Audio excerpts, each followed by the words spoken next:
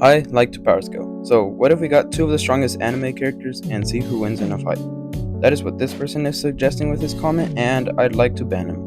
No, I'm just kidding. So, what do I think of this? Well, I'd like to avoid getting into this argument since the last time I did power scaling, I got a headache, but it seems like lots of people like that video, so I'll give this idea a shot.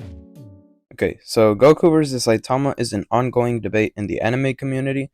No matter how much time passes or how many people cover this topic, no answer satisfies everybody.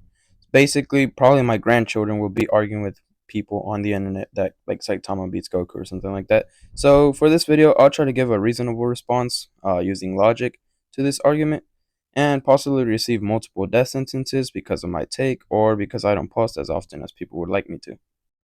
Now, for this video, my voice may actually sound different because I'm trying to record in a different way, but now, all jokes aside, let's dive into the video. Starting off with the characters and their training, I'll first cover Saitama. So, Saitama's workout consists of 100 push-ups, 100 sit-ups, 100 squats, and a 10-kilometer run every day. Now, this isn't nothing too special because I've done it myself, except the 10-kilometer run because, skipping running is good. And, well, going back to the actual script, this is nothing too special because the workout primarily targets the abs, the chest, the legs, and overall endurance. However, This workout isn't efficient because these three exercises don't effectively work out the entire body. They miss muscles like the back, shoulders, biceps, glutes, and hamstrings. All these are crucial muscles in order to like bodybuild or be like a fighter. So, this can lead to muscle imbalances, where some muscle groups are significantly weaker than others. Yes, and I'm leaving in my mistakes because I think it's actually a little bit funny how many times I've messed up so far. However, these imbalances can affect movement, decrease power, and increase the risk of injury. Realistically, Saitama shouldn't be very strong because his muscle imbalances would weaken him as a fighter. Another flaw in his workout is the lack of rest days. Saitama did this workout every single day for 3 years. For a normal person, this would be terrible, as muscles would break down without time to recover. Constantly targeting the same muscles could lead to injuries and a plateau, I think that's how you pronounce it, in which the muscles stop improving as they have adapted to the workout. Obviously, this isn't the case for Saitama because he's a fictional character and literally trained so hard that his hair like fell off.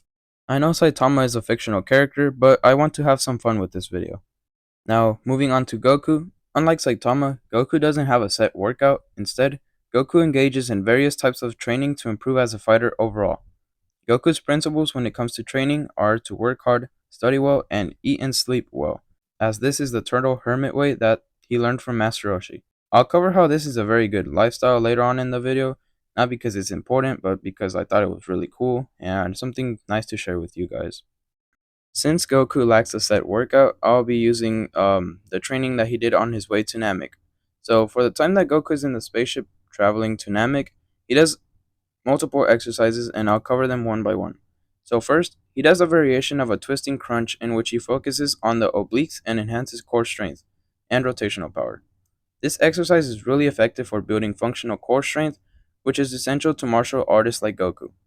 The next exercise Goku does is a handstand push-up in which he targets the shoulders, triceps, and upper chest while also engaging the core for stability, balance, and coordination. Oh dude, I feel so smart there. Okay. This exercise naturally enhances his strength, agility, and combat abilities alongside these other muscles. The next exercise that Goku does is a one-arm push-up that primarily targets the chest, shoulders, triceps, and the core. This exercise is very challenging and not only requires balance, stability, and strength, but also discipline to be able to master this exercise. He also engages in a difficult variation of crunches that require more strength in order to pull off. Not much to comment there because I didn't really research this part, but Goku also does a one-arm chin-up in which he targets the back, biceps, and forearms while significantly increasing his grip strength, which in turn improves his grappling and lifting movements in combat. The coordination needed for this exercise naturally enhances his agility and improves him as a fighter. And finally, Goku does handstand push-ups with a loaded barbell that he has to balance while performing the handstand push-up. This variation has similar effects to the previous handstand while being more challenging. Overall, this workout targets many muscles and improves many aspects needed in combat. Going off of workout alone, Goku clears Saitama, and it's not even close due to how much more efficient Goku's workout is. Or, I don't know, for now it is until like a gym scientist or whatever actually like watches this video and then they make like a video of like 2 hours like exposing how like everything I say is wrong.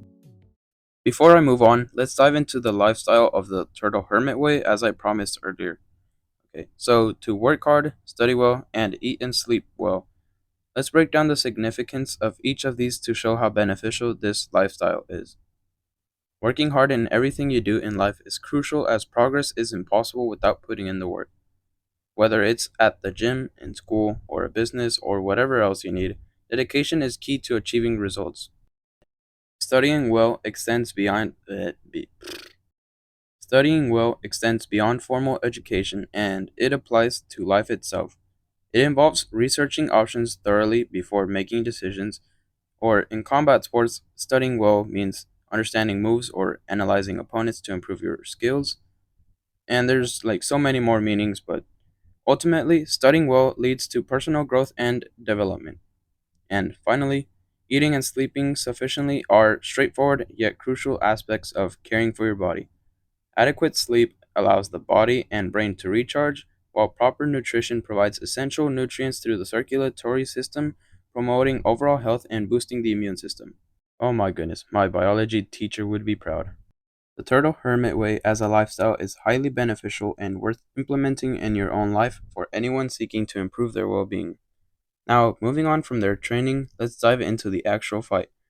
And declaring a winner between Goku and Saitama is challenging because Saitama's role in his story is to be as strong as needed for comedic effect. Essentially, Saitama can be considered a gag character, with his defining trait being the ability to defeat enemies with one punch. This is humorous because most anime characters struggle intensely in battles, whereas Saitama casually one punches his opponents. When discussing this fight, uh, wait, I got a message. Okay. When discussing this fight, the idea of Saitama one punching Goku often comes up. However, Goku's insane durability and the fact that even some characters in One Piece, well, not One Piece, some characters in One Punch Man have survived Saitama's punch complicates things. It's like JJK fans saying Hollow Purple deletes everything it touches, even though Sukuna has survived it. Now, picking a winner is difficult because the outcome could vary depending on the circumstances. And I know this is kind of like lame or whatever. Yeah, pause right there. This is editor me jumping in because I actually cut out a good chunk of the video because it was actually kind of lame and that would not be entertaining. So here is editor me covering the rest of this video until I give a good answer. So and I don't have a script, so I'll try to do the best off memory and stuff that I remember. So in order for your guys' entertainment and satisfaction, I'll try cracking my head with this argument. So basically, this is actually difficult because no matter like how much you say that Goku is better in certain aspects, it's hard because Saitama is portrayed as a character with infinite stats or whatever, right? Because I searched up what's his strength, it says it's like infinite, right? It says search up his speed, it says it's infinite. His durability, it seems to be infinite. Literally anything about Saitama is stated to be infinite, right? So which kind of supports my point about him being like as strong as needed for plot, right? But one thing that he definitely beats Goku in is that Saitama can actually survive outside of space. I don't even know why Saiyans can't survive in space, but that's kind of funny to me because I don't know, like they destroy planets and stuff, so I assume they should be able to actually survive in space, but I don't know, it seems they can't. Wait, let me search it up real quick. Okay, yes. So I got confirmation, and generally, like 99% of the time, Saiyans can't survive in space. Like even Goku and Vegeta, they have to use like spaceships and stuff to travel in space. The only exception that actually comes to mind for me is in Battle of Gods, whenever Goku and Beerus are briefly fighting outside of space. However, that is just a brief moment, and I don't think it would really count. And even if it did, right, Saitama has survived more outside of space, like in his fight against, I think it's Garo, right? Whenever he fights in like one of Jupiter's moons and stuff like that. And then it was so funny to me when he like farted outside of space and it was like light speed type of fart, but that's crazy. Yeah, so that's Saitama has the upper hand in that. However, even though he has like infinite stats or whatever, I think Goku should be able to at least compare in terms of speed because in Dragon Ball, like the OG Dragon Ball, I think that's what people call it. So in that Goku actually shows speeds that surpass the speed of sound, right? And Goku's like 12, 13, I think. I think so. So as a 12-year-old, he's like breaking the sound barrier, right? And then like later sagas and stuff, he just gets obnoxiously fast, right? And in Super, he's just easily above the speed of light, right? So at least he can compare to Saitama in that, right? So for in terms of hold on, let me restart. So in terms of strength, right? Supposing Saitama is infinite, let's see if Goku can actually compare it to that. So in Battle of Gods, right? Goku in Super Saiyan God is able to clash with Beerus, and that allows him to shake the multiverse, I think. Let me actually check. Or the universe or something like that. Let me check. Yes, it definitely was the universe, not the multiverse. So, do not use multiverse in power scaling, or else you'll seem stupid, dude. Oh, yeah, and don't hit me with the us Dragon Ball fans can't, like, watch our show, because, dude, I'm doing this without a script right now. I usually plan out a video, but right now, editor, like, is saving the video from being, like, a flop, so or it may still flop. I don't know, but at least it's saving the video from being lame. So here I am. Okay, so in terms of actually firepower or whatever, right? Assuming Saitama can actually destroy like entire solar systems or whatever, or even possibly a universe. In Super Saiyan God, right? That's before like all this Dragon Ball Super stuff, right? So he shakes the universe, right? And then in the Tournament of Power, they're fighting in a I think it's World of Void or something, Void World something, right? And that space was created in order to prevent destruction of universes. So in that, Goku actually transforming into Ultra Instinct just shakes empty space, really. So my fault, I got a voice crack, dude. I lost like 10,000 aura for that. Okay, so Goku shakes empty space, right? I believe from what I searched up, it lacks matter or something like that. So shaking a space without matter is actually really impressive, which is literally I don't know. I don't even know what to say about that. So you do with you what you want with that, okay? Okay, and now for covering strength, right? I already covered that. So covering durability, which is the final aspect I'll do before actually giving my honest opinion. Uh, so for Goku's fist, right, to clash with Beerus and actually sends shockwaves that threaten to destroy the universe, right?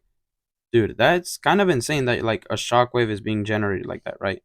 Obviously, if you're punching something or someone or you're clashing, right, you have to be able to resist, right? Because using other animes, for example, we've seen Luffy punch somebody, but it hurts him like because of the how durable somebody is, right?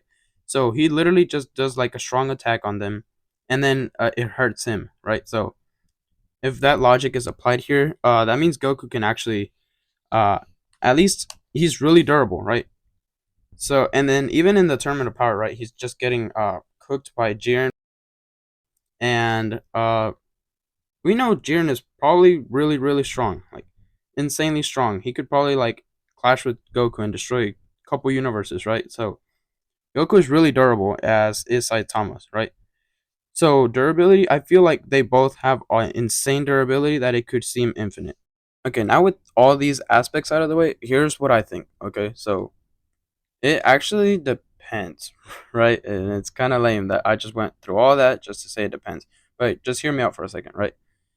It depends if you think that Ultra Instinct can actually dodge Saitama, right? And seeing him counterattack is somebody like Jiren, right, which is obviously faster than light, then that means that Goku could possibly counterattack Saitama, right?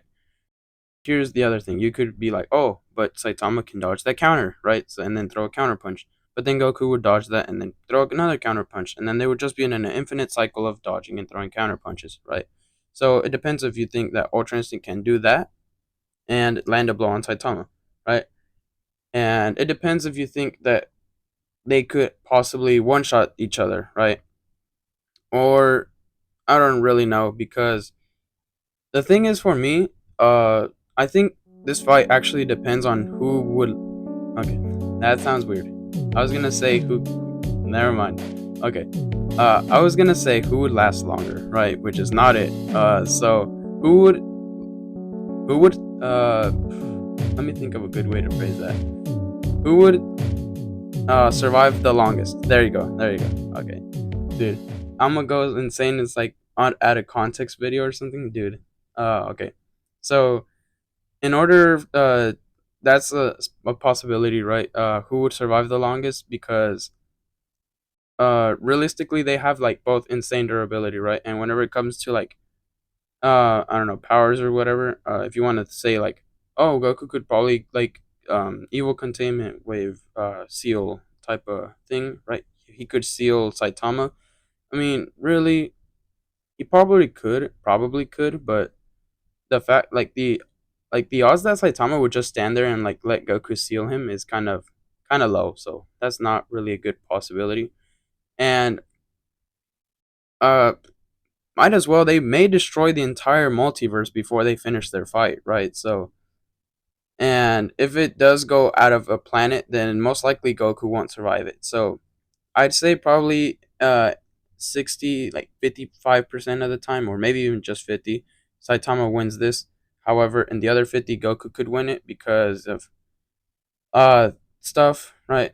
Or it would probably come down to who gets hungry first or something, or okay, who would survive the longest. But yeah, uh that's me. And then for my the statements I've been making, the guy to correct me would probably be Karthu's Dojo, I think. Yeah, he's like an expert in Dragon Ball. He like dedicated himself to that like so much, dude, that he can probably fact check me and just be like, "No, this guy's not it. Don't listen to him." And for you like power scalers out there, don't use me as like a source because that's not good. So, and then you'll probably be wrong, right? So, okay, that is it for me. Editor me actually got screen time type of thing. So, uh, I think it would be 50-50, right? Uh, 55-45 and 60-40 best like best case scenario, right? So most of the time I would say it's 50-50. That's my opinion. I am not really sure because I don't want personal bias to get into this, but uh, really depends on how you see it, and then possibly somebody else could cover this topic and actually give a more convincing answer than I did. I just tried to see logical, in order to at least be like, did this cut off? Oh no, it didn't. Okay, dude, it's just I saw the thing was like stopped moving, so I thought it cut off. It just didn't. It glitched for a while. Okay, so I just wanted to like give something logical, right? Because you can't really argue against logic because that's kind of dumb, right? Arguing against logic. So, okay. Now I'll pass it back to regular me that was actually recording the video, and I'll let him just do the outro. So, see you guys later. What do you think? Who would come out on top in this fight? Let me know in the comments below on how I did or who you think would win. And if you have like some spare time on your hands, uh, consider like telling me like video ideas or something so that way I can like get working on new videos. And this is it for today's video, and I hope you enjoyed it. Make sure to be smart and stay safe. God bless.